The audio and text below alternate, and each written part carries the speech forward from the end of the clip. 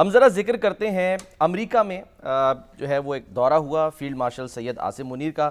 شامی صاحب بڑا ہی فقید المثال استقبال ہوا وہاں پہ, اور جو تقریب ہوئی اوورسیز پاکستانی کی تو وہی یاد تازہ ہو گئی جو ایک پاکستان میں ہوئی تھی. وہاں پر بھی نعرے لگے تھے ان کے حق میں, کنونشن ہوا جی کنونشن جو اوورسیز کا ہوا تھا کا اسلام آباد میں, جی ہاں, اس میں بھی انہوں نے بڑی پرجوش تقریر کی تھی.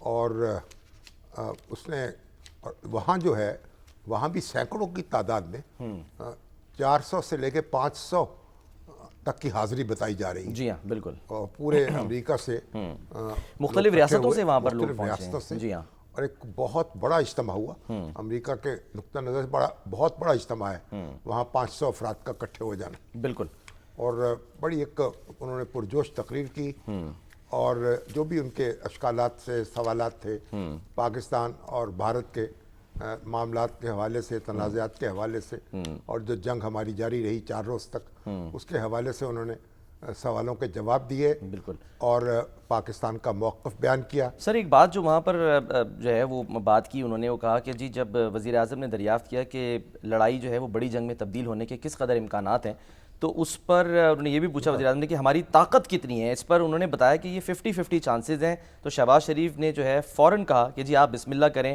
اللہ ہمارے ساتھ ہے. اور عاصم منیر صاحب نے کہا کہ یہ ایک سیاسی لیڈر کا فینٹاسٹک رد عمل تھا.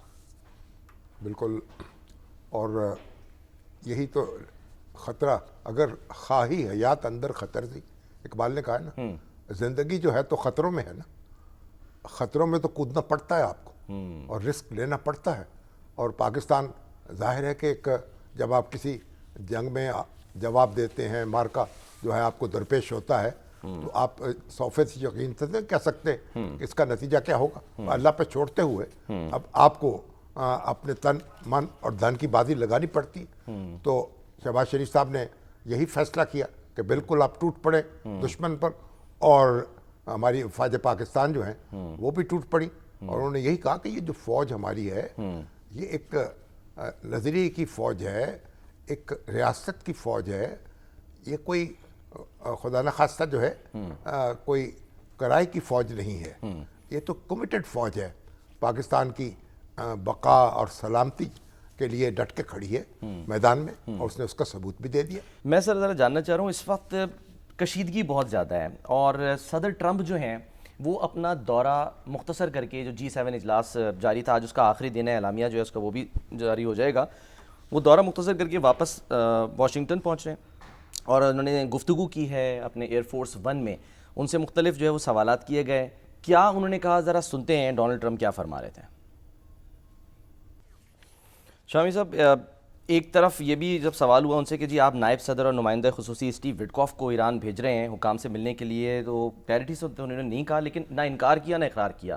تاثر یہ لیا جا رہا ہے کہ جی ہاں جی ایسا ممکن ہے. ایک طرف یہ, اور دوسری طرف وہ ٹویٹ بھی کر رہے ہیں, لوگوں کو کہہ رہے ہیں کہ جی آپ تہران کو خالی کر دیں. وہ ایران کے لوگوں سے کہہ رہے ہیں کہ آپ تہران خالی کر دیں, جو وہاں اس وقت فورن میشنز ہیں ان کو کہہ رہے ہیں خالی کر دیں. گویا ان کے کوئی بہت خطرناک عزائم ہیں.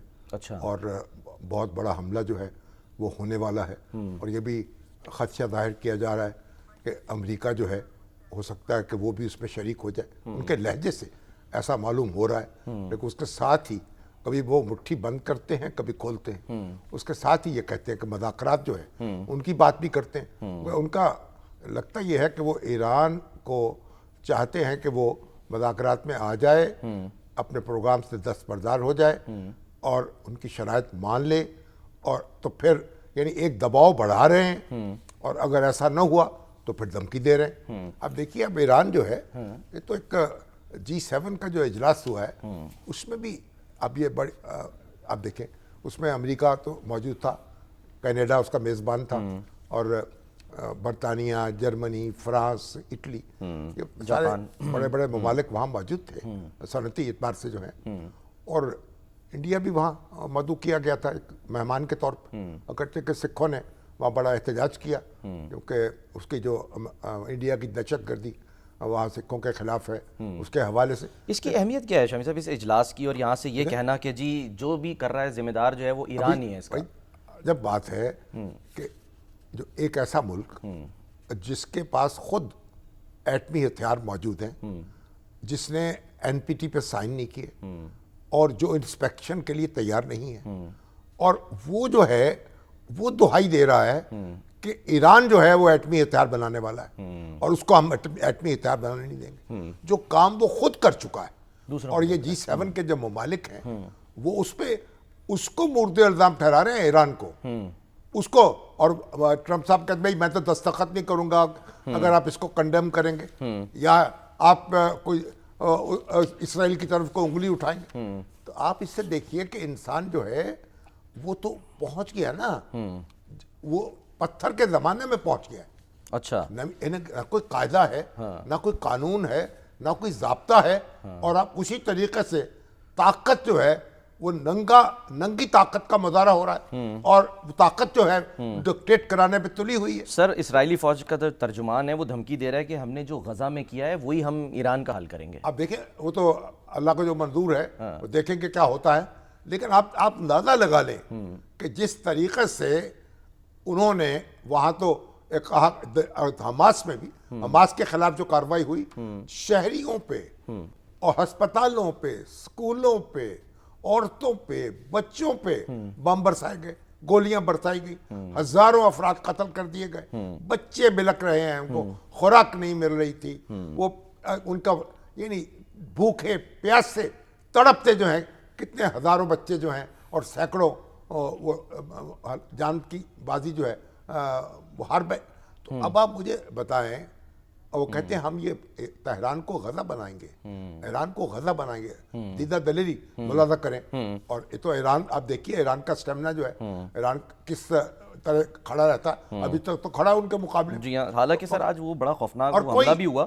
اب یہ ساری اقوام متحدہ، یہ سارے ادارے جو آپ نے بنائے تھے برسوں کی محنت کے بعد، اور کہاں گئے یہ ادارے؟